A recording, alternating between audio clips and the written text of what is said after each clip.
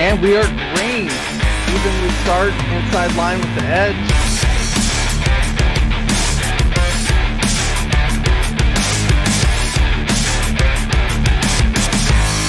Mark Jackson just slower than Wesley Holland. Drivers around the corners as long as they hit the... Yes. Off lid.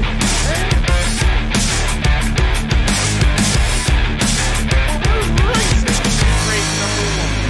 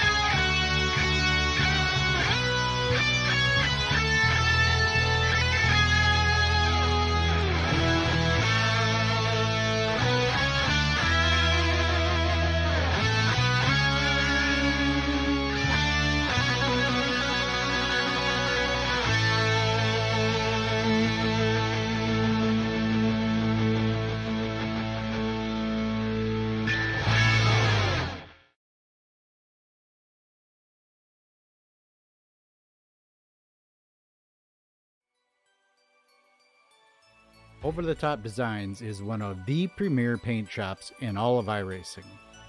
Do you need a special paint scheme for a new season, series, league, or special event? Well, Over the Top can take your design, your idea, your imagination, and create or recreate it into an eye-popping, one-of-a-kind special paint scheme. While we're speaking of one-of-a-kind, Over the Top offers the ability to capture that special moment paint scheme or accomplishment in iRacing by creating it into a custom die cast. Over the Top also offers custom logos, banners, and even hero cards. So go see John and the crew at Over the Top Design for all your needs. You can check them out on Facebook at Over the Top Designs. And remember, don't just look good, look over the top.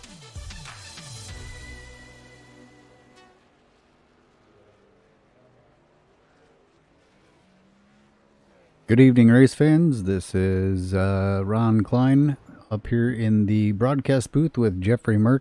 We're here at Kansas Motor Speedway, and track conditions are looking good. It'll be a great night of racing here. This is going to be the pre-race show, as we talked about last week, and we'll kind of talk about what we might think will happen tonight. Jeff, we saw an interesting race last week with at Charlotte Motor Speedway. Scott Patton ended up taking that win. Michael Jeans was second. Jason Lance was third.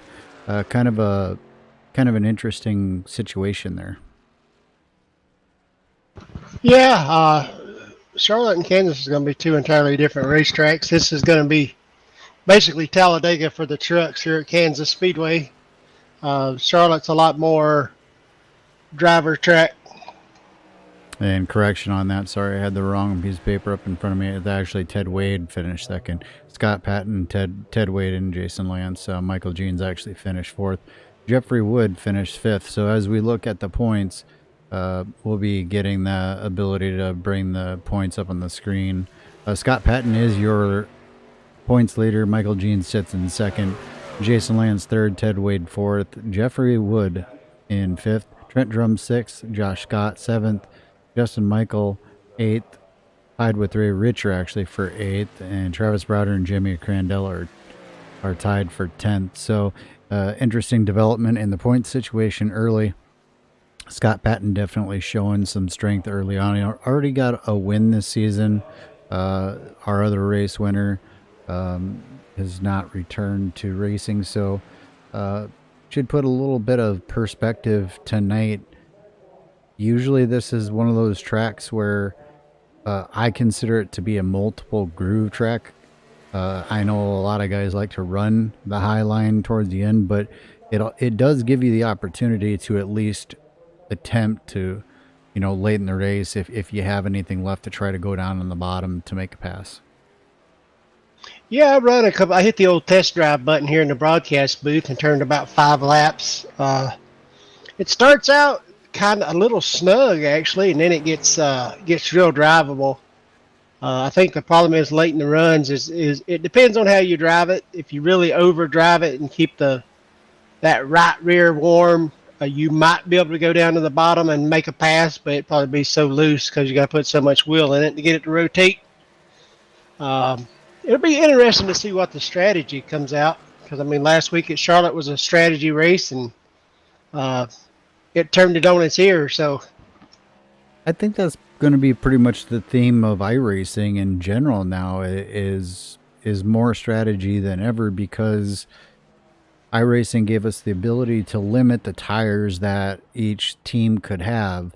So therefore, with that, you have to pick and choose pretty wisely when you use that first set of tires, because when you go to use the second set, or sometimes when you don't use the second set and you stay out and blow a tire and end up losing many positions, that strategy that we're talking about really comes to bite you.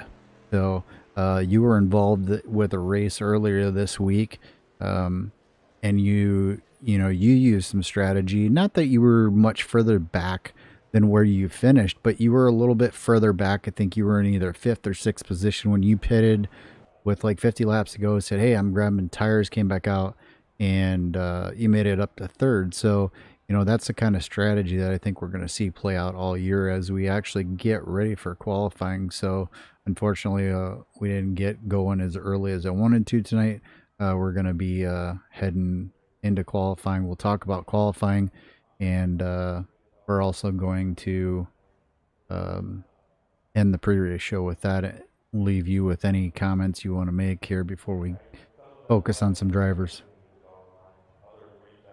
Yeah, I just wanted to point out how loving my wife is. Tonight's our 21st wedding anniversary. We've been married 21 years today, and I'm out here broadcasting the race instead of in there spending it with my loving wife, and I just want to let her know happy anniversary, baby, and I love you, and as soon as this is over, we'll be in there watching TV or doing something. All right, as we have some trucks out on the speedway, we're taking a look at Jeffrey Wood in that number 64 Skull Machine. Look like he's heading down the back going stretch. Into 3 Yep, right heading now. down the back stretch, going into 3.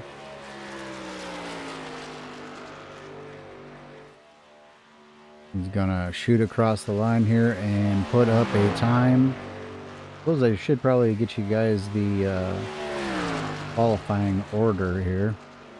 That'll help. Jeff Gilmore has put down a 31.109. Jeffrey Wood just put down a 31.163. Wally Tierheimer just jumped up into the 2nd spot with the 31.130. So these trucks looking real close to each other as we take a look at Judd Danielson. He's actually choosing to run the outside through 1 and 2, maybe building some momentum and heating the tires up a little bit. Oh, Wood to the top of the board with a 104. See who we think our fast qualifiers might be. I think our fast qualifiers, to be completely honest, as we see Judd Danielson coming across for his first lap, it's going to be a little bit slower because he ran the top. We'll see what happens when he takes it to the bottom of the track. He gets it down very nice in 1 and 2. Maybe could have gotten it a little bit closer to the line, lets it drift off, gets up against the wall, heading into turns 3 and 4. He's going to dip it down to that white line again. on fresh tires, that is going to be the place to be. Again, I think he could have gotten a little closer as Ken Richardson actually climbs to the top of the board. We'll see what Judd does here before we break away and look at somebody else, and he will move into second position. That actually jumped him to second position now. Jason Lance is completing his second lap, but he put it on top of the board. Nope.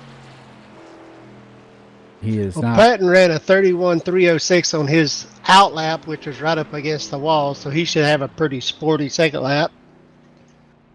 All right, we'll go ahead and we'll switch our cameras over to him as he gets ready to dive it down into 3 and 4. Gets a little bit closer to that white line than Danielson did. We'll see what his time is when he crosses. Waiting for the update. And there's a 9.75 from Mr. Scott Patton. I figured he would be one of the fast qualifiers. Here comes the number 87 truck out on the track. He is running the high line as well. I expect a good qualifying effort from the 87 truck. We'll see if that does hold true.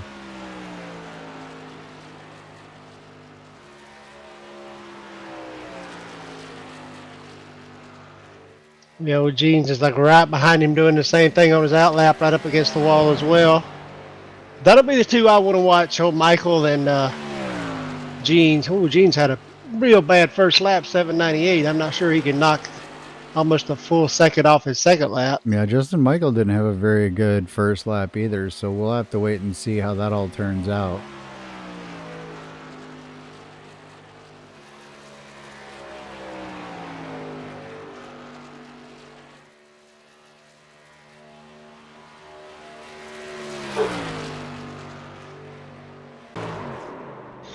He almost did it with 3/300ths of a second, Michael Jeans. So wow, those two both went to basically the front of the pack. Yeah, Michael Jeans just knocked almost a second off between his second lap and his first, or his out lap, and his hot lap is almost a full second. All right, and that's going to end it. There's some drivers down there that did not qualify, so they'll start in the back of the pack here. We'll go ahead and get rid of our qualifying ticker here, and we'll wait for a couple of these guys to get lined up, and then we'll go ahead and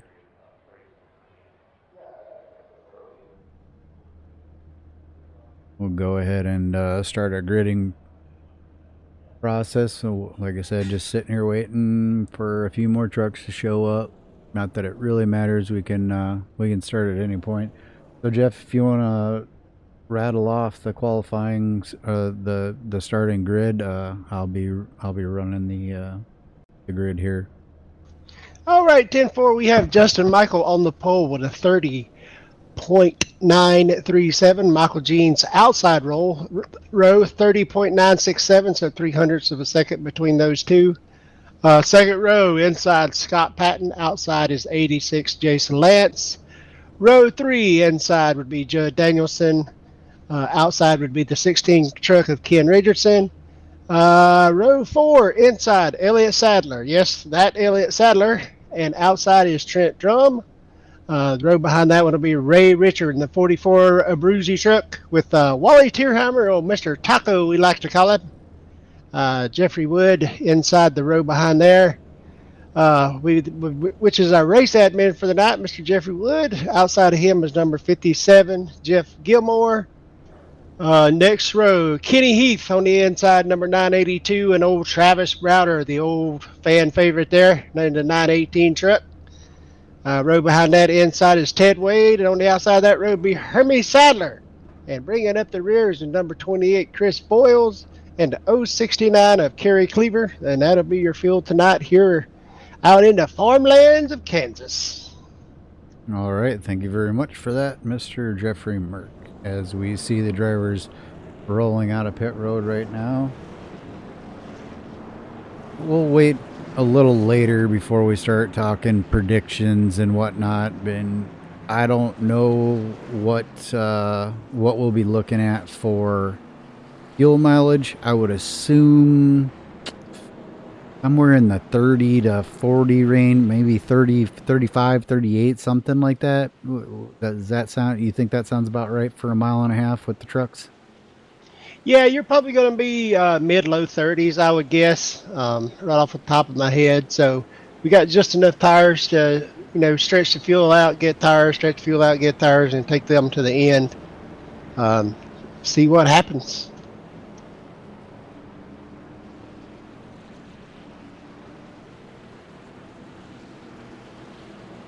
Well, we are set here in the booth. I think they're all set out there on the track. Going to be waiting for the pace car to duck off. When the pace car does duck off, they will go on green here. And there's the green. Loud pedal goes down. Justin Michael gets a pretty decent start on the inside. Gene's not a bad start on the outside by any means. Scott Patton right there in the tracks of the 87. Yeah, that outside road probably get a pretty good run down the back. First couple laps, the low line is preferred, but then as soon as the tires drop off just a little bit, everybody's going to move up high. Oh, the 87 truck gets loose. Just got loose. He saved it. We'll see if he can manage to hold it down, and he does. Very, very good job by the 87 holding it down, not getting up into anyone. That puts a different twist on things now, because Michael Jeans was on the outside. That gave him a pretty massive advantage. Oh yeah, he checked he's way up there now because he was on the outside, which probably in these trucks you can actually take the air off the truck to the inside of you, and I think that's what got him loose off the corner. We're gonna look at Judd Danielson. I don't know if it was the way that the light was hitting his truck. Yes, it was just the way the light was hitting his truck when he was going through the corner. His truck looks fine. No issues. Looked like it, for some reason it looked like he had damage there, but it's looking good. So after 3 laps, now 4, your leader is Michael Jeans out in front by about 3/4 of a second. Scott Patton is currently in the 2nd position. Jason Lance still proven to be strong this year. He's a good driver. Just have not seen the strength like this out of him in a while, and I gotta say it's pretty impressive. Yeah, when you see a driver kind of, not really come out of nowhere, but really like he stepped his game up to a whole new level. It's impressive.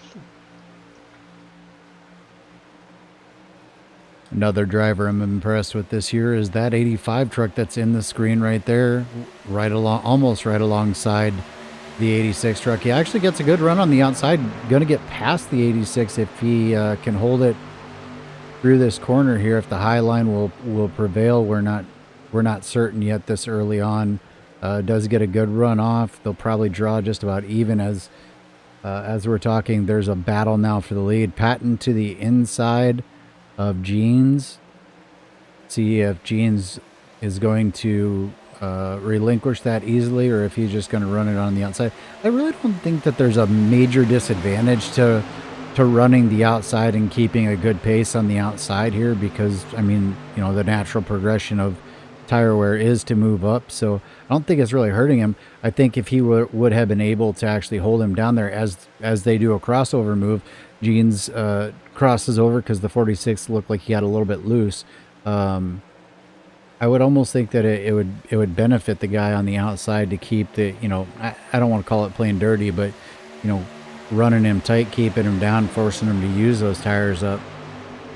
Yeah, correct. That's probably what I would have done. Probably not this early. You want to just kind of see what your competition has got.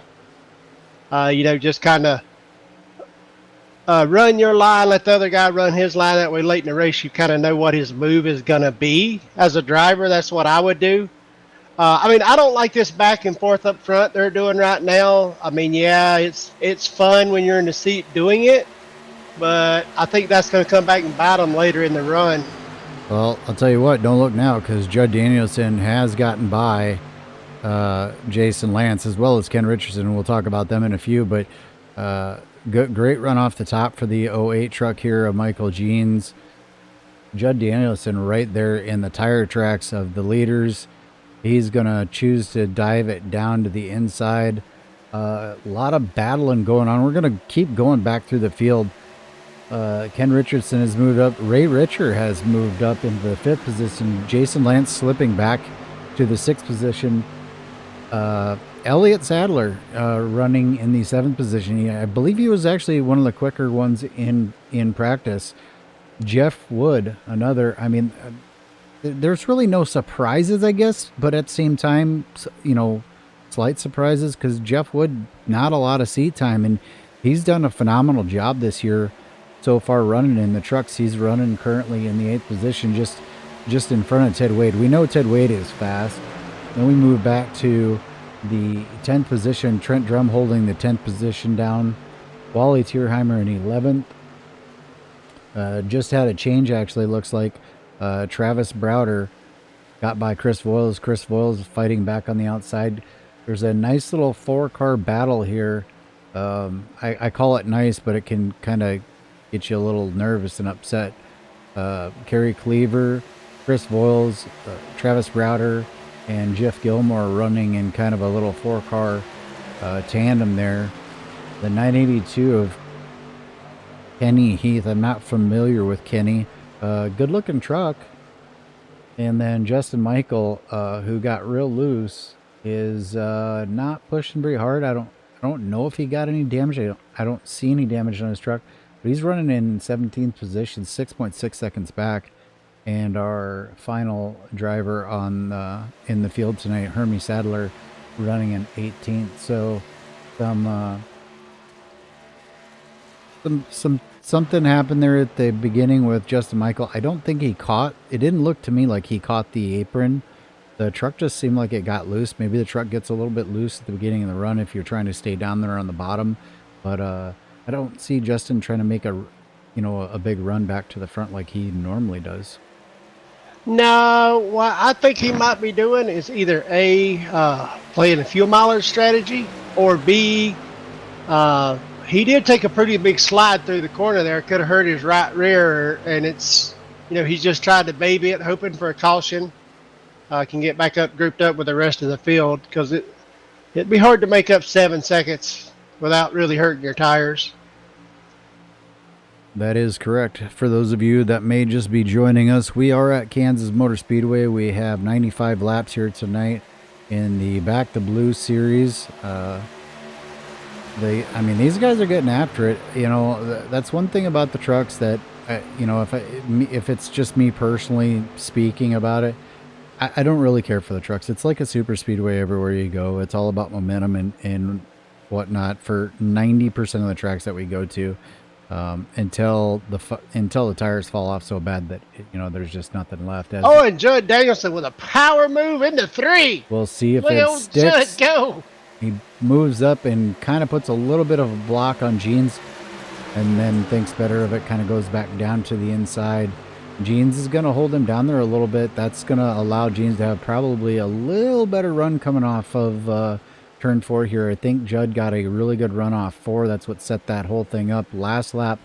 That's gonna benefit Jeans this lap. So we'll see. Oh, Jeans into the wall, Judd into the back of him. Oh no. Oh, and they get together again, and the Jeans into the wall hard. And we get a caution. Did somebody actually spin out, go down, or was that okay? Yep. So I'm gonna rewind here and see if we can catch Travis Browder. I believe the caution was for Travis Browder as we're going through the turn here. Check up. Travis gets into the wall and then down to the inside. He saves it. Goes through the grass. Goes through the grass and gets up into the wall. Unfortunately, that's going to be the end of the night for Travis Browder. Caution is out, as Jeff Merck said. The leaders are probably going to be hitting pit road, I would assume, as we watch them come down pit road right now. So with that being said, we're going to take a quick commercial or caution break, and we'll be right back.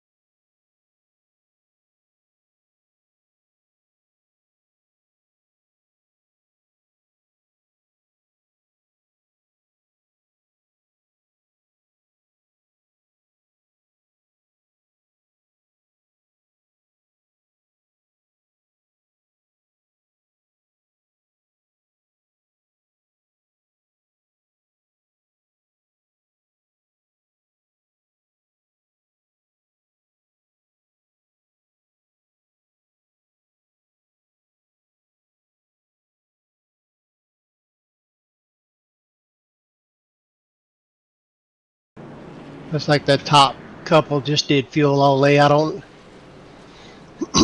All right, you're hearing Jeff Merck there saying top couple fuel only. So the development is this. Elliott Sadler stayed out, no tires, no fuel. Scott Patton went in, got some fuel. A couple others there got some fuel. You'll probably see the ticker up there where the guys were running before as to where they are now. You can see where your driver is. Big loser in that, Michael Jeans. Michael Jeans would probably got some repair, but his truck is definitely in very bad shape. Looking at Judd Danielson, looks like they got a good amount of repair done on the front of his truck, because I did see some damage on the front of his truck, but looking pretty good. Other big winner, Justin Michael, moves up into the 10th position. This is going to be an interesting one here. No tires. I'll let you get the call. All right, 10-4, let me find the live button here. And they're live! Elliott Sadler on the loud pedal. He checks out on the drivers. I don't know how that fuel strategy is going to work out for him. Looks like Josh Scott and Scott Patton were side by side there for a second. Ken Richardson second. Is that Josh Scott, or am I giving him the wrong number? That's Ted Wade. Ted Wade in the 32 truck. My Yep. bad. The Taco Man there in 5th. And Jeff Wood in 6th with another strong showing. We'll see how the Elliott Sadler strategy works out for him. And Justin Michael got that caution he needed, and he's back in the top 5 right here in just a second. Yeah, he's looking mighty quick. Hopefully he'll be a little patient, work his way through traffic. We know he's got a fast truck. We know he's fast. Don't want to see anything bad happen. Go back up front and we'll check out Elliott Sadler running out there in that number 1 position with ESC on the hood. I believe that's Elliott Sadler Esports.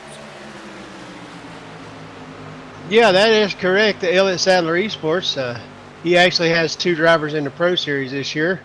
I'm sure he's real proud of that for a first-year race team, having 2 drivers getting into a Pro Series. I'd be proud of that. Oh yeah, for sure.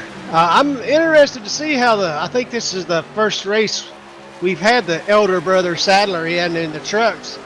I'm curious to see how he fares here. Well, as we watch him ticking off those laps, he's definitely doing what he needs to do. I think maybe he saved enough tire Oh, I think he's got a little bit of a connection issue there. He is kind of spazzing out. I'm going to focus on the number 16 truck until he gets that sorted out.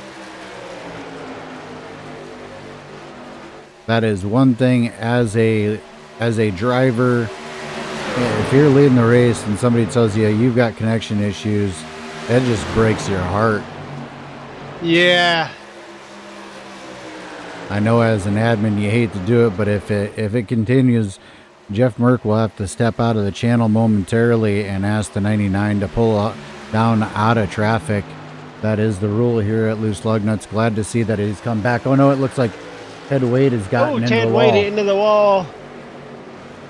You run that high line, you flirt with disaster, man.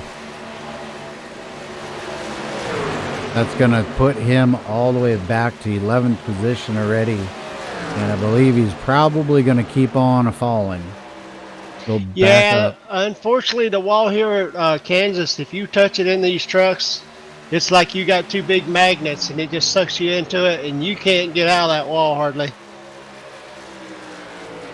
I remember a couple of years ago I was running this race, got to the front, not a lot of laps to go. Mark Jackson was just hunting me down hard, and when I had to run that high side, it was in the Xfinity car, and every lap it was just like, do not hit that wall, do not hit that wall. As we have a challenge from Justin Michael now moving forward, he's got those either he's got new tires or he held off, and that I'm gonna say he didn't take tire. Well, I don't know. I don't know what to say. He came out 10th. He was 17th and he came out 10th. You think he took tires?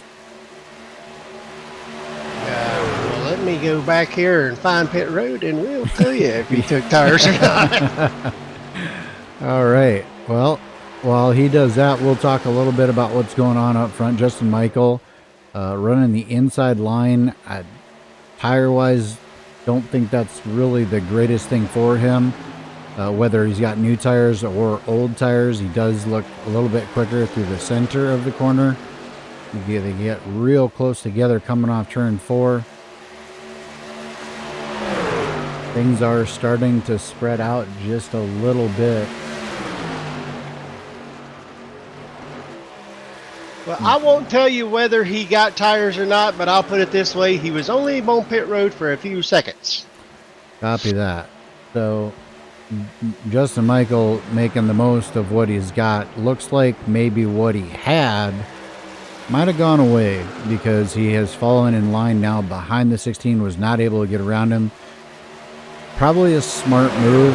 Maybe wait until he's got a little better chance to get around, a little better opportunity, a little more wear on the tires. As the top 4 run nose to tail, we're going to jump back to Jeffrey Wood running in the 5th position. Right behind him, Jason Lance. My dogs want to talk to you guys, just so you know. I'm sure you can hear them in the background.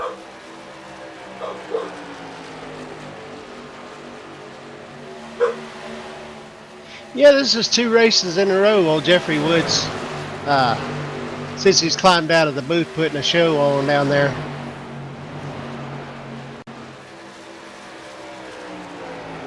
Just like old Lance, I don't know if he burned all it, because the problem with running the bottom lap after lap after lap is it is murder on that right front.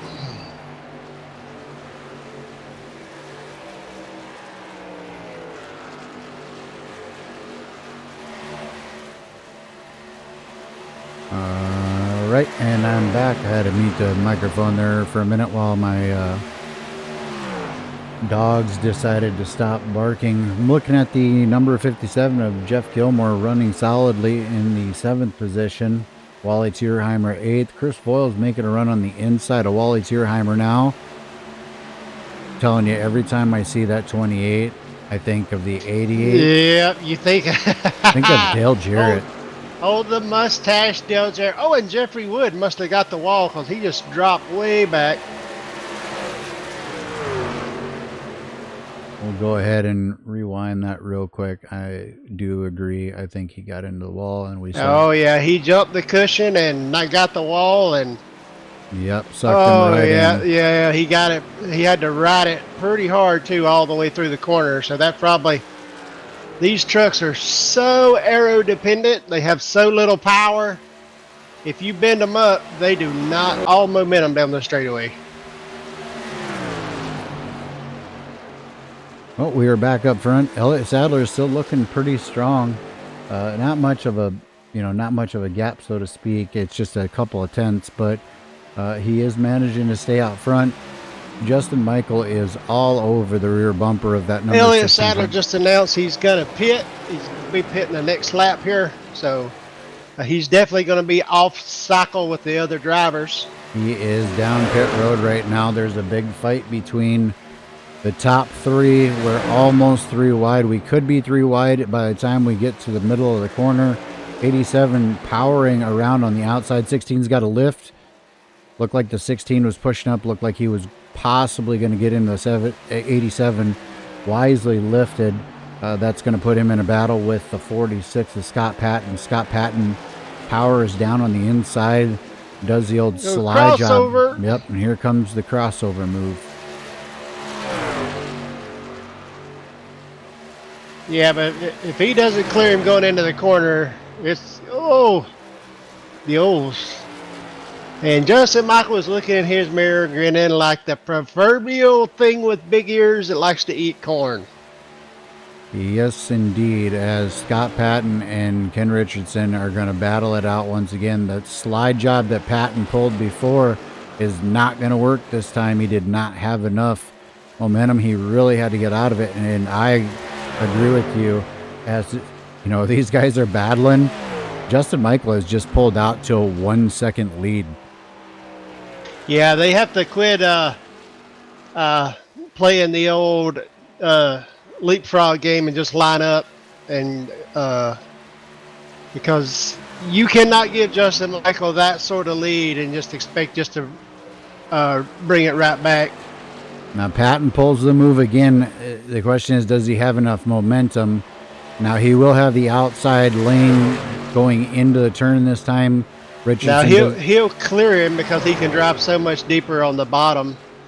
Oh, he kind of cut him down there a little bit that time, but I figured if they would have continued, I think Scott finally just said, hey, look, enough's enough. I'm going to pitch you on corner entry and pull away down the backstretch. And I don't blame Scott for doing what he's doing because Justin is running away, I think. And this is just hypothetical me thinking, what's going on.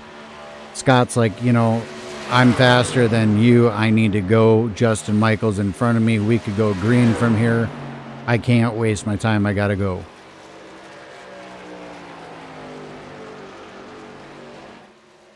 All right, let's talk about some other guys in the field. Ted Wade, after getting into that wall earlier, has climbed his way back to the 5th position or settled in the 5th position, whichever one it is.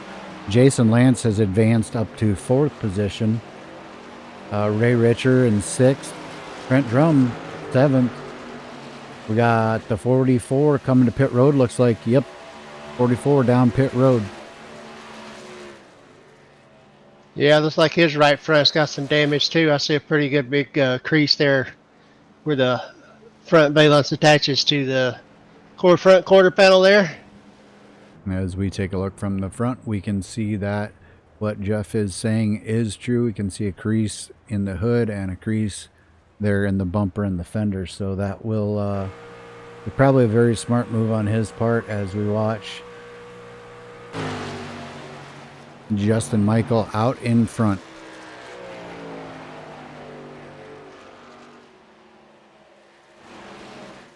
And Richardson has fallen off the pace by 2.3 seconds. Scott Patton 1.7 seconds back. So definitely interesting. The man on the mission, though, is going to be that 99 truck. We'll see if strategy is going to work to his favor or against him. I think he pitted, about lap 33, 34, something like that. I would imagine. 34 would be the number. Yep. So I'm guessing that this is still another, no matter what, it's still another stop for everybody. So be waiting for the leaders to come down whenever they decide. If he came in at 34 and they pitted at what, roughly we were around lap 20 when that caution came out, just roughly. I mean, you don't have to look it up, but roughly lap 20, so they could go potentially to lap 50-ish. Yeah, 50, 53, 55, somewhere in that number. And then like 80 something, and then they got to pit with just a few laps to go. Yeah, you remember that strategy me and Ronald was talking about at the beginning of the race? This is what we're... And me personally, I'm thinking, Elliott Sadler, if it goes green to the finish, he is probably sitting in the catbird seat. Could be, potentially. We don't know for sure. Thought I saw somebody duck down pit road, but maybe not. Yes, it was Ted Wade. Ted Wade down pit road. Justin Michael stays out. So yeah, because they didn't take tires the first time, so they just topped off on fuel, so they're now getting their tire. Okay, I was thinking of a totally different strategy, so... Okay, so let's look at this from one perspective. You got Justin Michael, who's out front, who eventually will end up doing kind of either a short pit or a long run with a short run to the finish, if we stay green. And then you've got Elliott Sadler, who's kind of decided he's going to break this kind of up evenly into what we'll call, 3 stages, so to speak. And if I'm looking right now, the last lap that Justin Michael ran was a 32.853. Elliott Sadler ran a 31.820. So he is 1 second faster for every lap that they stay out there. So another 8 laps or so, they're going to come to pit road. Elliott was in the lead, and he's gaining that much per lap. Now, I understand that the rules are going to be reversed. Oh, Scott Patton down pit road right now. Looks like a few drivers down pit road. All the leaders are down pit road. Justin Michael, Scott Patton, and Ken Richardson, the top 3 going down pit road right now. So we'll see where Elliott Sadler comes out in this deal. A little sooner than I actually expected, but I believe Elliott Sadler, as I watch him right now going through turns 3 and 4, is probably going to be quite a ways in front of... Yeah, because the leaders are still sitting on pit, because Justin Michael is leaving pit road right now. Yeah, so Elliott Sadler is going to have, I'm going to say, about 8 seconds by the time they get up to speed. Elliott Sadler is going to be about 8 seconds in front of the leaders. Or in front of the group that just pitted. Hermie Sadler, he is running in the number 1 position. He has not pitted yet. Michael Jean's now running second because he has not pitted yet. These guys were probably hoping for a caution at this point. A caution would change the whole dynamics dramatically.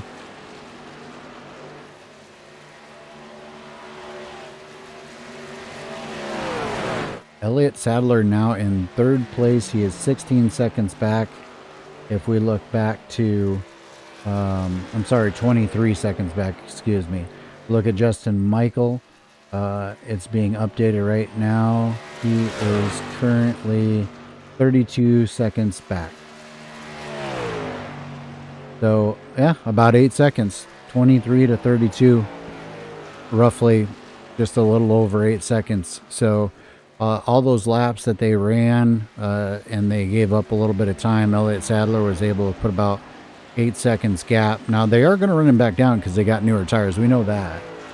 Oh, yeah. He's, they're definitely going to, they're going to be chewing into that time pretty quick. If we look at their current lap times, Elliott Sadler just ran a 32.1 as opposed to Justin Michael's 31.2. So just under a second a lap now. Again, that's going to go away as they burn more of their tires off. But interesting call here by Hermie Sadler. and by Michael Jeans to stay out as long as they did, as we see Michael Jeans now heading down pit road. I think he was trying to play the caution game, stay out in hopes that there would be a caution and that could change, because here comes Elliott Sadler as well. We know that the Sadler esports team does include that of Michael Jeans. Yeah, I think the whole Sadler clan is on part. I don't know if Hermes part of that deal or not, but I'm seeing the younger brother of Elliott. I'm assuming he's a satellite team at the worst. All right, as things are changing on the leaderboard here, bring up the top three across the top so y'all can see who the top three in scoring is right now. It's going to change just a little bit. Nope, actually it's not. So currently... Hermes coming off pit road right now, so the older brother's going to take her back to the point. And he does, and he has. Now, Elliott Sadler right now currently has a 3.7 second lead over the 57, who's being passed by Justin Michael. I don't know. That means that Elliott would be pitting roughly in about, what, 10 laps?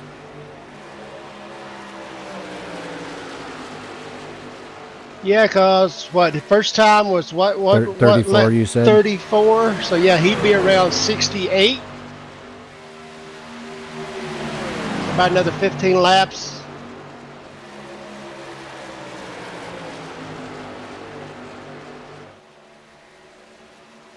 As the number 28 gets into the wall, Chris Voil's got a little rub in the wall there. The tires definitely, much more dramatic for Justin Michael. Justin Michael was 8 seconds behind. He's closed that gap down to 2 seconds. He can see the leader. Scott Patton is putting a whole lot of pressure on him.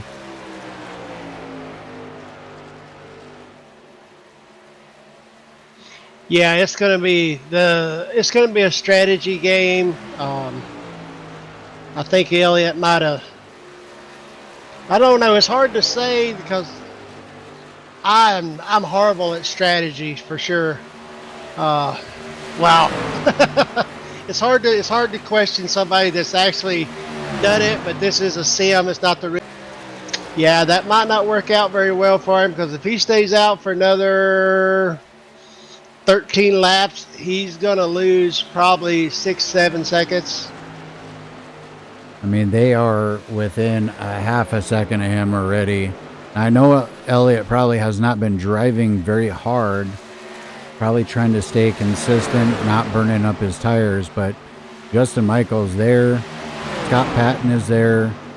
They're not going to waste any time. Justin Michaels must still have good tires. He just dives it down and drives right around him. Yeah, that's what new tires looks like. No, Elliott Sadler and into the wall. and he gets in the wall. That's definitely gonna hurt. I still think that he rubbed it. He didn't really hit it. He kind of went up and rubbed it. If he can kind of hold on here for another 10 laps and then go in and get tires, still think that he can have a decent finish here. But I think that his chances of winning are probably dramatically reduced.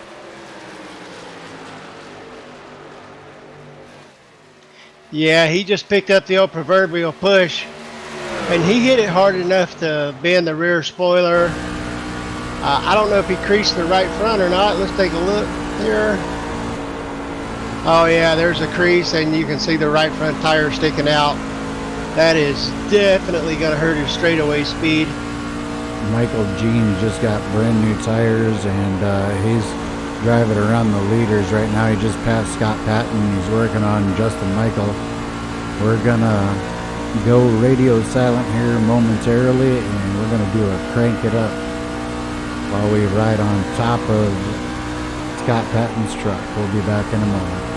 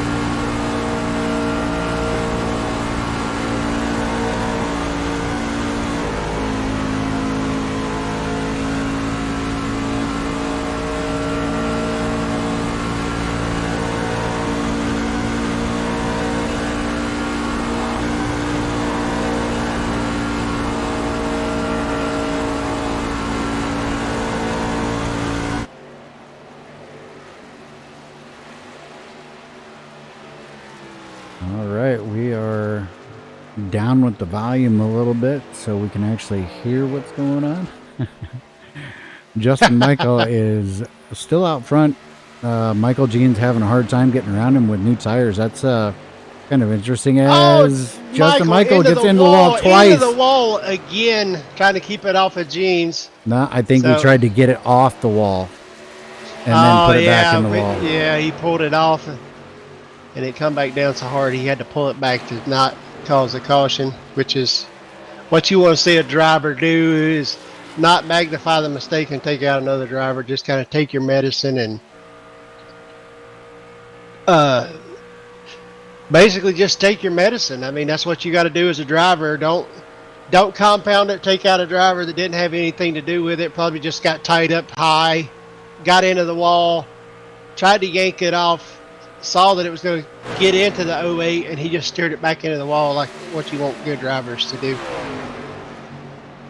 Not a ton of damage on the front of the 87. I would not say that he's out, but I would say that given who is now in first place, it is going to be a tall order for Justin Michael to win unless somehow... Oh, another wall right in the wall right in front of him. That just widened the gap tremendously.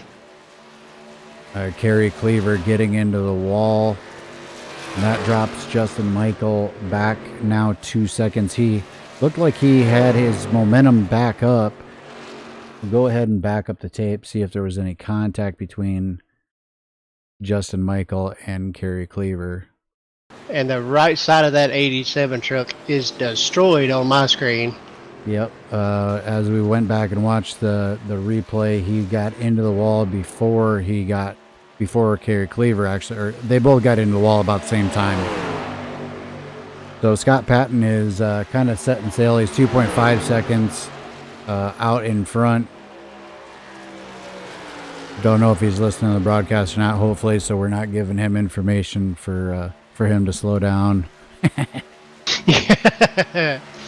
All right, time to run through the field. Let's take it from the top, Merc.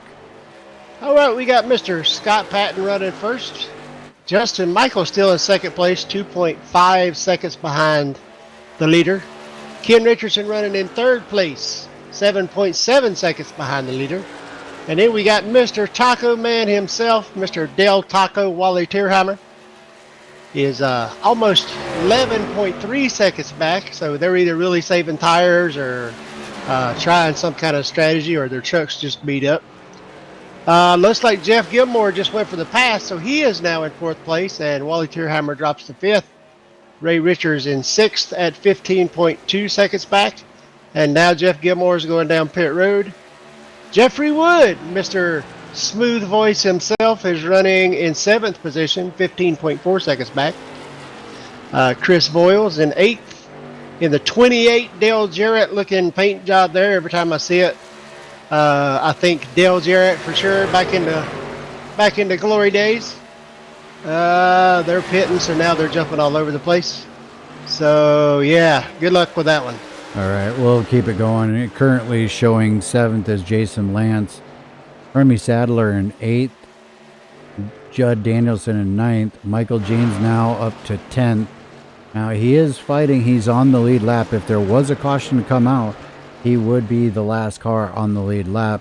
Kerry Cleaver 1 lap down. Ray Richer, Wally Tierheimer, Jeff Gilmore, all these guys are on pit road. Elliott Sadler is back out. He had already done his. He's starting to cycle through and going to be making his way past the fresher tires.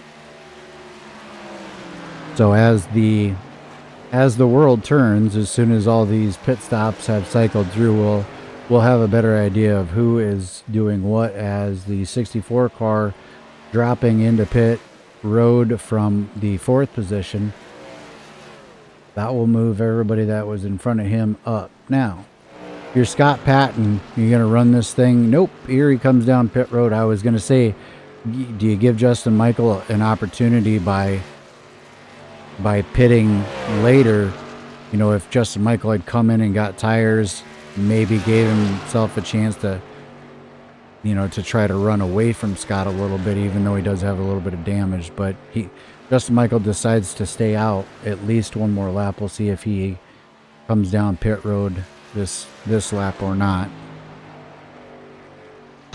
Yeah, with the amount of damage I saw on Justin Michael, I mean, he might be a keeper in the top 3, but I think the problem is you get a lot of damage on one side, and it wires the tires a lot faster, because it gives you that so much more downforce, and then it gives you more downforce down the straightaway, so it wires your tires a lot faster. And not to mention the aerodynamic differential between a clean truck versus something that does have damage on it.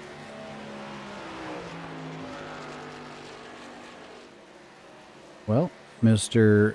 Justin Michael's still staying out. I think he's going to play this one to the bone. I think he knows that he's in trouble. I think he knows he needs a caution to really have a shot to, you know, do anything whatsoever with Scott Patton. So I think Justin's probably going to run it dry.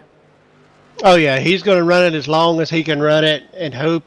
And the problem is, I think, is he's going to lose so much ground without a caution. His only hope is a caution, where maybe he can catch those guys a lap down or something. But he's going to get ate up pretty quick here, I believe.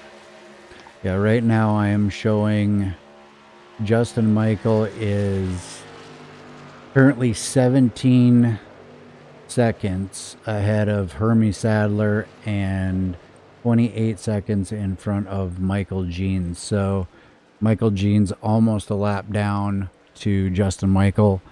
As we look at the guys who have pitted, it's the same story, different verse. Justin Michael running a 32.751 on his last lap, while Scott Patton ran a 31.207. So if we look where they're at in relation to each other on the racetrack, Justin Michael just going into turn 1 right now. Scott Patton just crossed the start-finish line going into turn 1 now. So he's 1 lap down, but he's going to be, you know, catching the leader here shortly. And I'm on the fence. I'm with you, and I'm with Justin at the same time. As a crew chief, I'm calling my driver in as soon as the leader comes in. You know you're probably not going to win, but you guys had kind of distanced yourself from the field. Come in, get the new tires, run it to the end, probably settle for second. That's just the way that it is. Or do what he's doing and chance what you said. Losing time, and possibly by doing so losing the opportunity to stay in, say, the top 3. So points versus a win, it's a hard thing to call, but it looks like he came up with a strategy and he seems to be sticking to it. Yeah, Justin Michael, I mean, he can wheel a truck. I mean, maybe he's going to run it dry, get as close as he can to the end, go in. He's coming down now. So I was going to think maybe 2 tires and as little fuel as he had to take to get to the end, but I think there's too many laps to go. Yeah, with 20 to go, Patton just passed him, and if what you say is true, he's going to duck onto pit road, which he is doing. Going to leave two trucks on the lead lap, as Justin looks like he got it down to the speed he needed to. That leaves Hermie Sadler and Michael Jeans out there, and I don't think they can make it on fuel from what we've seen on the pit stops and whatnot. So they still have to pit. That will more than likely turn the lead over to Scott Patton, who is still running 31.2 second laps as opposed to, 32.8, 32.9 second laps from the leaders. And Michael did take 4 tires, so I'm interested to see where Scott Patton is. Scott Patton's on the backstretch right now as we look at Elliott Sadler and Justin Michael coming off. Justin Michael getting passed by Jeff Gilmore, Wally Tierheimer, Ken Richardson, Elliott Sadler. Now, he is going to be somewhat of a rocket, so to speak, because he's got brand new tires. He only has 18 laps to go, so he can abuse those tires. I mean, he can beat that truck to death, which could possibly get him back up into the top 3. Definitely not going to have a shot at a win, as Scott Patton is 11 seconds behind the leader. Just for reference, by Justin Michael staying out, Scott Patton is 10.8 seconds back right now. Justin Michael's being shown 25.93 seconds back. So a 15-second differential. He went in with, about a 3-second differential between when Patton dropped off? Yeah, and then, by the time he got on the pit road, Patton actually passed him coming down the backstretch when he said he was going to pit. He dropped down, and the 2 second and third place car passed him on the outside. So he didn't even have a full lap by the time he got down on the pit road. All right, Michael Jeans just got passed because he came down pit road. So that puts Scott Patton up into the second position. Hermie Sadler is still out there running laps. Does not have a care in the world right now. He's 9 seconds in front of the leader. If the caution comes out, he's in the catbird seat.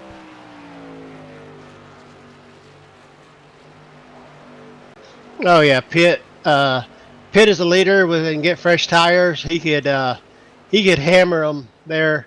Yeah, he'd for the be last 10 laps. Yeah, he'd be the only one with fresh tires. Correct. The closest one to him would be Justin Michael. Justin Michael just ran a 31.3, while the guys in front of him are running 31.6s, 31.7, 31.9. So, and the leader's running 31.5 as well. So, Justin Michael not really that much faster. Oh, Hermie just missed pit road. I saw him down on the Yep. apron there. Oh, he's going to try to come back out on track so he doesn't get a... No, he's backing back down so he doesn't get a penalty for entering pits improperly. That's really going to hurt him time-wise. That does turn the lead over to Scott Patton, who is in turns 3 and 4. So rewind it back. See if old Hermie had too much brake in it and just trying to get below the coin and kind of let the rear. Oh, he just way overdrove entries. All it was. Yep. No spin out. He just got to the brake too late. Justin Michael with 13 laps to go. Guys, it's not. I'm just calling out Justin Michael because he's got the freshest tires out of anybody except for Michael Jeans. And Michael Jeans is now sitting back in 15th position as Justin Michael drops it down low on the 57. He's going to take the 4th position away.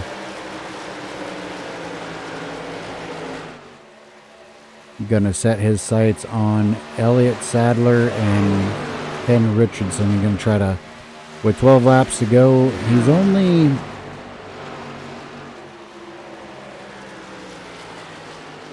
only about a half a second or so behind these two trucks, so definitely has a shot to get back to second place, but the gap from first to second is 12 seconds. So right there, your race leader Scott Patton has a 12-second lead over Ken Richardson.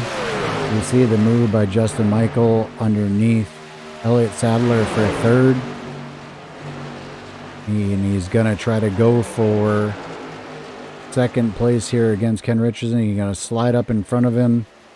16 stays in line. I'm surprised he didn't cross over.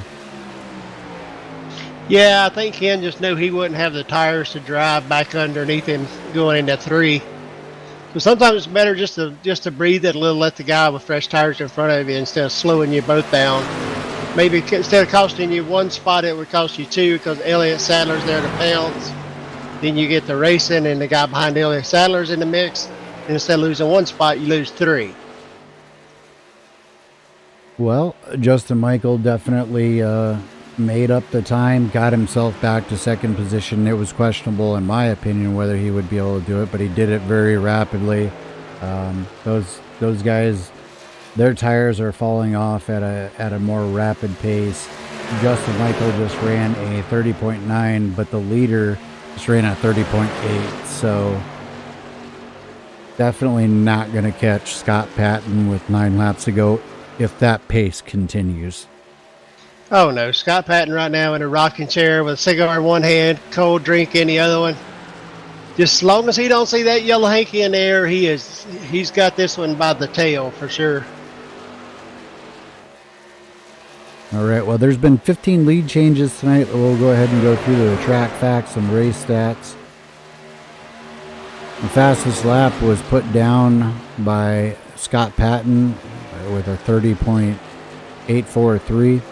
We've only had 1 caution, had 2 caution laps, 15 lead changes, and the average lap time right now is 31.9 seconds.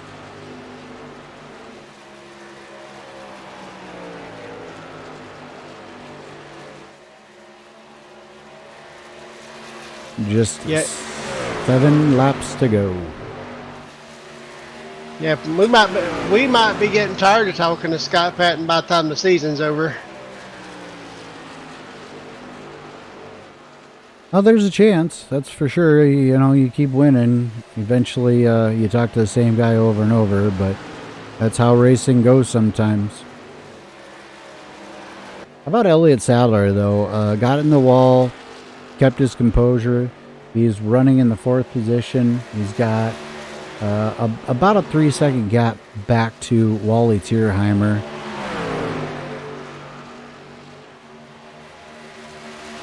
We got Jeff Gilmore and Wally Tierheimer kind of battling it out right here towards the end. And how about that number 64 of Jeff Wood running in 7th position? Going to be another good points night if he can manage to keep it where it is. His next or nearest competition is Red Richer, 1.2 seconds back. Jason Lance started off looking very promising. He is in the 9th position. By no means is that a bad run, but he looked like he was going to have a top 3 kind of night. Yeah, it's rough sometimes. You get a good car or a good truck and you're just riding along like, I'm just taking care of everything. And then the old wall magnet reaches out and grabs you because sometimes you just lose concentration or somebody's underneath you and you try to give them a little too much room and it pulls you into the wall, and then your whole strategy goes out the window because the car never really handles the same.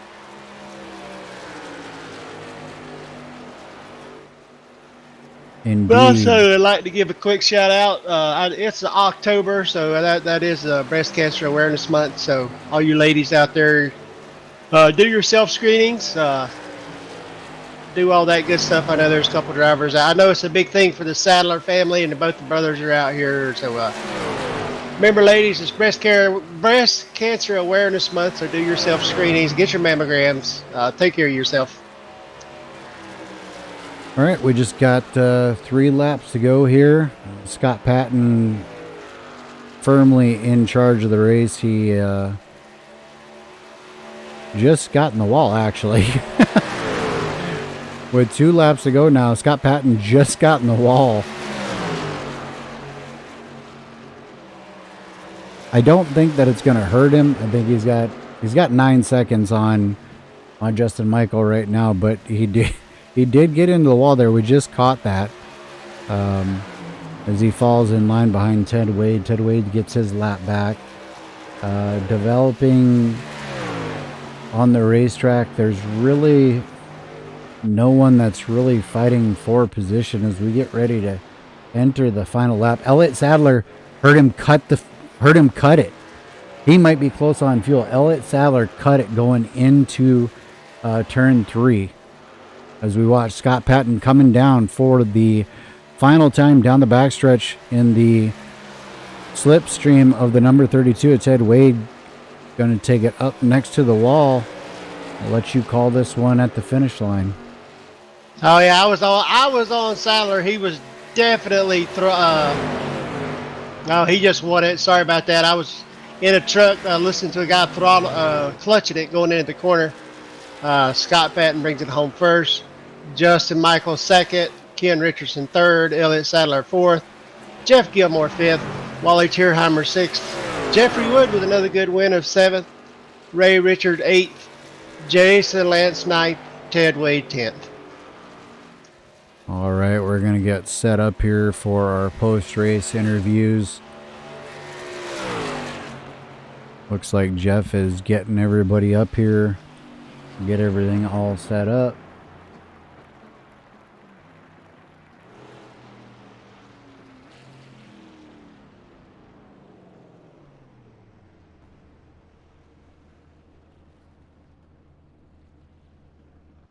All right, need to grab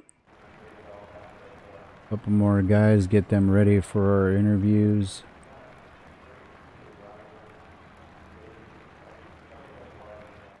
All right, we are set up, it looks like, to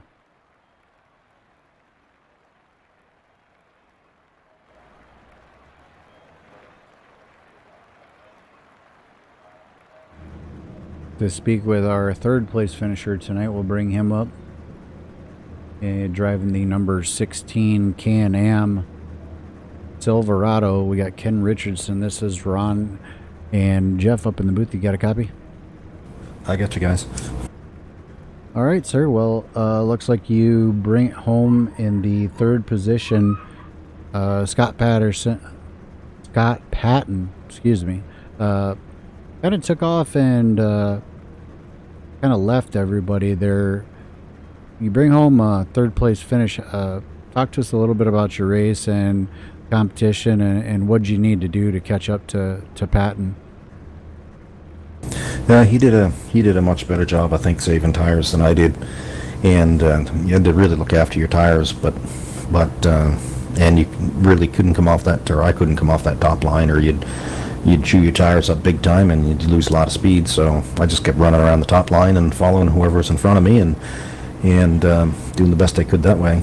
But I messed up my first pit stop there. Slid through my pit stop a little bit and lost a few seconds there. So that kind of got me out of touch with those front two guys. But overall, third's not bad. Well, it was a pretty impressive night. We only had one caution. Unfortunate as it is for that caution to come out, it kind of changed the dynamic of the race, I think, a little bit.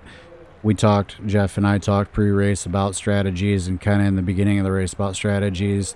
Did you have a set strategy kind of that you were going to follow no matter what, or was it kind of just one of those, okay, this is what I'm going to do now because the caution came out? Well, when the caution came out, I just took fuel. I didn't bother to take my tires. I tried to, push my tires out later in the race, and it worked out all right. I think if I would have known it was going to stay green for most of the race, I probably would have pitted on different laps. But in the end, it worked out okay.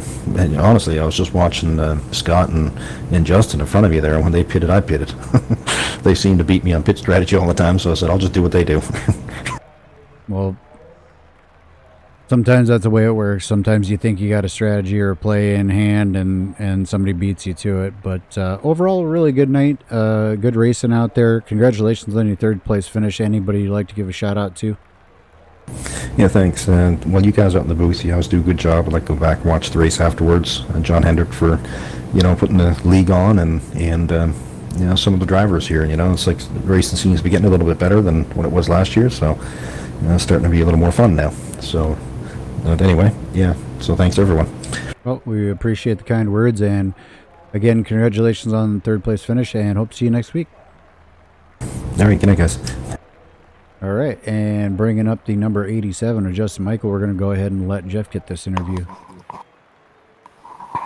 right, Mr. Michael in 511 Tactical Machine Toyota Camry there. What happened on that first lap? Was that the car on the outside of you just get you loose, or did you just cranking too much wheel in it on the bottom and she get away from you? Driver just ran out of talent. That's all that happened. I don't know. Just sent it in there, and it started sliding. I'm like, what the hell? And she just went right around, but didn't hit anything, no damage. I was just riding around in the back then because I figured it was going to be a gas mileage race, and that yellow happened and really helped us. We just drove right to the front after that happened. So it was a good race. Second. We had a shot for the win, but kind of got in the wall there towards the end and kind of ruined that. So it is what it is. Was that just once or was that twice? Once, yes, and then Kerry checked up real hard, and I wasn't expecting it and hit it a second time, but I don't think that second time caused any damage. Just cost you a little bit of time. Yeah, that's all. Yeah, the first time though, that's what really got the damage. Now, was it just later in the run the truck got real tied up by the wall, and that what would get you? Because I noticed just about every truck had a lot of right damage. Would the truck just get tight late in the run, and if you just missed your entry just a little bit, you couldn't keep it out of the wall? Yeah, 1 and 2 actually was a little loose, and then 3 and 4 kind of it just got tight, and it would do it unexpectedly. So it's kind of why I was just driving along, all of a sudden it just went straight. So nothing we could do about it. Yeah, I noticed that. I come in to watch the race so we could do the broadcast, and I jumped in and ran a couple laps in the test session, and it always seemed like it would be going real good, and about three quarters of the way through the corner, just out of nowhere, it just picked up a real bad push. Were you noticing that as well after about 5 to 10 laps? Absolutely, yeah. Even if you nailed the entry perfect, sometimes she just wanted to go up the track, and there's nothing you could do to stop it. And yeah, a lot of people hit that wall up there, which is surprising because usually you hit it out of 4, not in the middle of 3 and 4. Yeah, I noticed that as well. Well, it's still a great finish for your damaged truck. I think the being off cycle with the tires kind of helped you there at the end. Any sponsors? Anybody you want to give a shout out to? Yeah, just everybody out there watching. Hopefully it was a good race as always. You guys calling a good race. John putting out a good league. And I don't even know where we're racing next week, but we'll go try to win one. Copy that. Well, congratulations on second place finish, and we'll see you next week. Thanks, guys. All right, and your race winner, driving the number 46, looks like Northeast something museum. I'm not sure. Maybe Scott can tell us exactly what it says. Scott, you got a copy? Yeah, I got you, Ron. It's Northeast Motorsports Museum.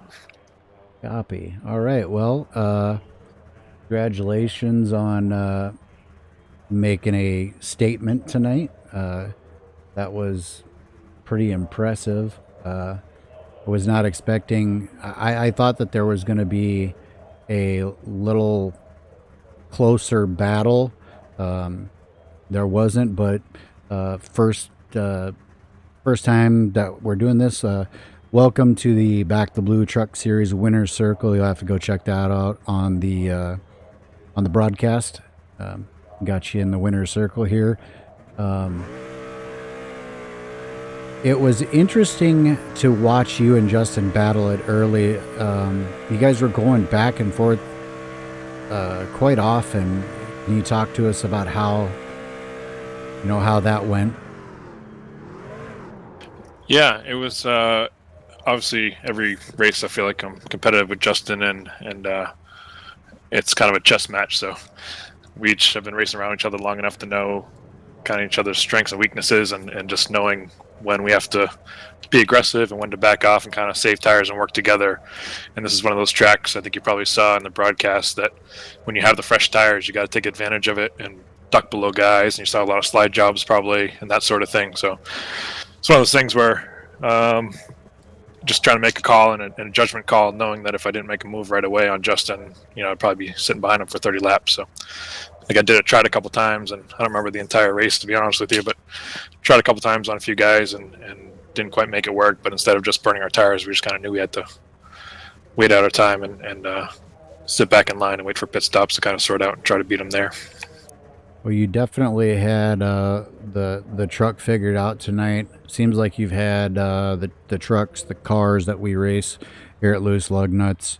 Figured out you've been up front quite a bit this season. What's the secret to the success? Yeah, I've got some of the cars figured out. I'll tell you what, I cannot figure that throwback car out to save my life, though. Some of the guys on the team with like 15 laps to go, 10 laps to go, were trying to convince me that I had a tire going down like I did on Tuesday night. I was like, well, that's weird. I don't know. My wheel's not vibrating off the rig like it was on Tuesday. But yeah, I still got a lot of work to do on those cars, but we're pretty comfortable with the trucks, and Cup cars. Been pretty fortunate so far. So, yeah. All right. Well, I'm going to turn it over to Jeff to finish the interview. Congratulations on another win. Thanks, Ron. Appreciate all you guys do in the booth there. All right, Scooter. I just talked to the boys in the shop. They're dusting off the 60 truck, putting new tires on her, putting new body on her. We'll see you next week. All right. Sounds good. Let's do it.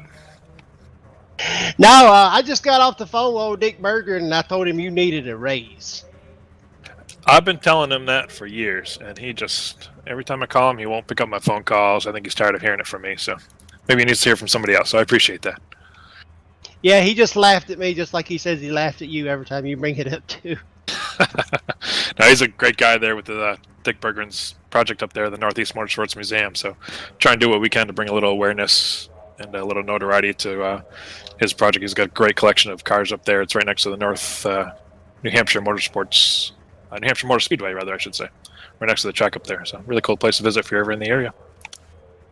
Yeah, no, one thing I did notice tonight when you pull off them slide jobs that later in runs, if you pulled it off, even kind of late in the run, you would get like a big push, and then you lose a lot of momentum, and the guy inside of you just drive right back by you.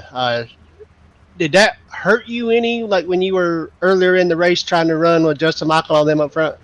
Yeah, it's like I said with when I was telling Ron, it's a big chess match with those guys. Justin, Ken, I think Jeans was up there, Ken Richardson.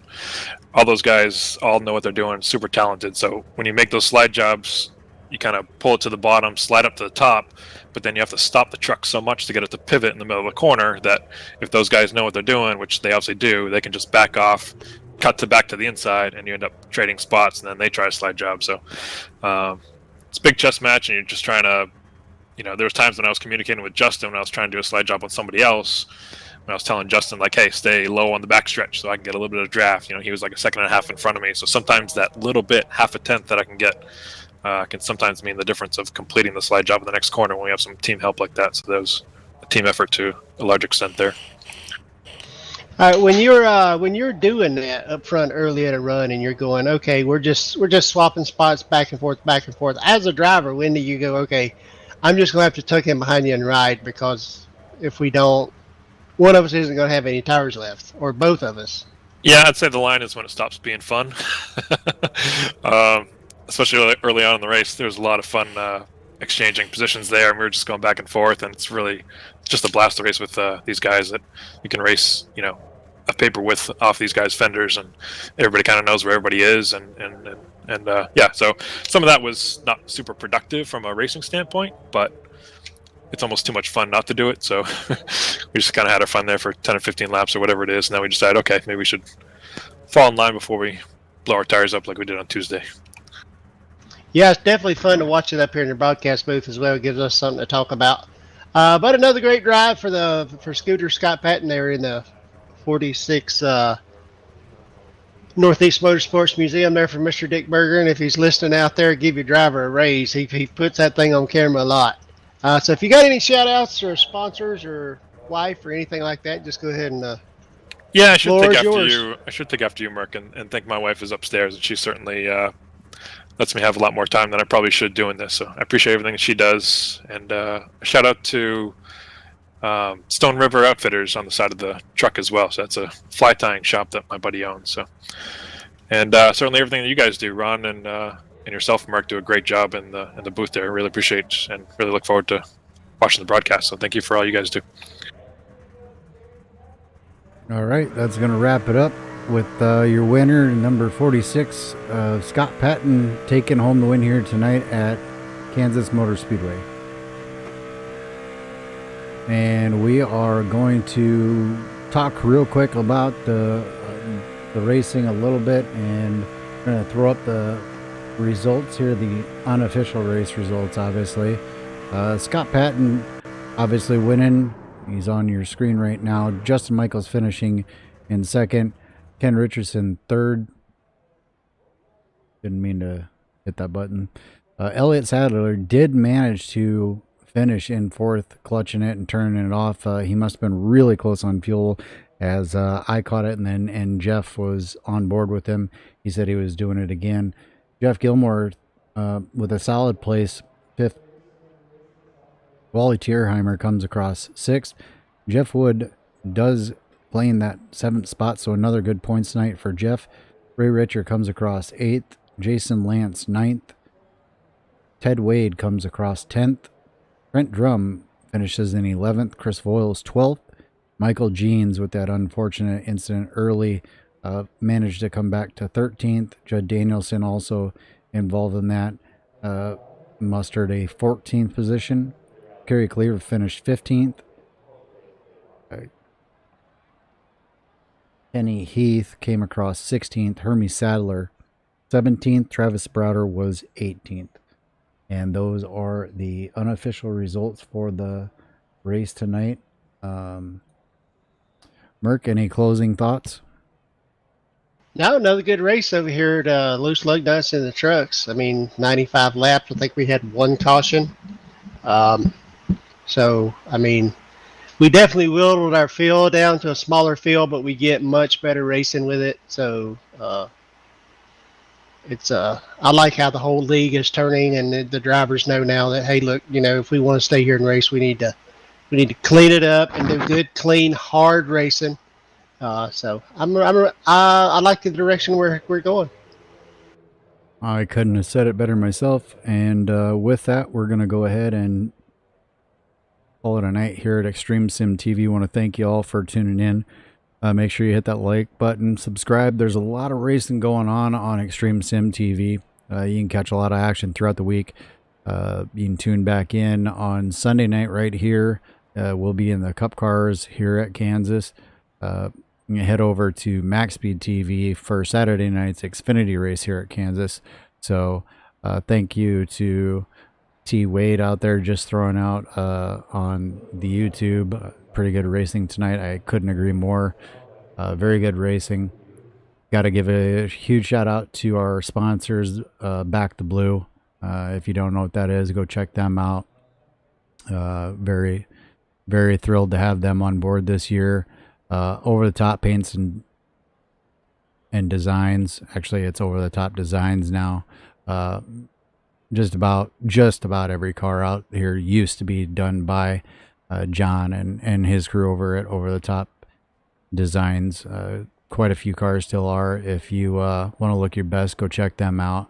We'll be running the commercial here momentarily for them as we go ahead and sign off. So once again, thank you for tuning in tonight, and we'll see you at the next broadcast.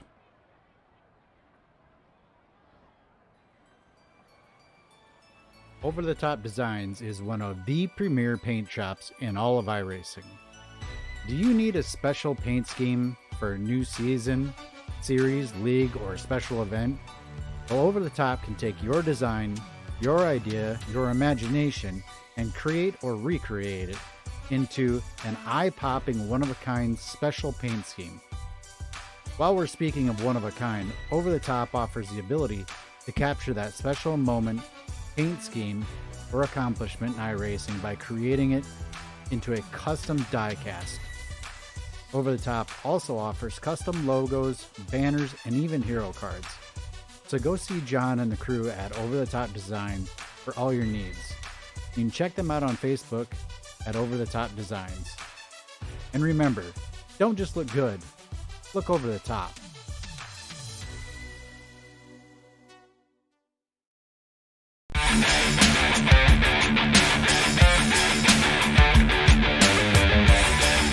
And we are green. Evenly start inside line with the edge.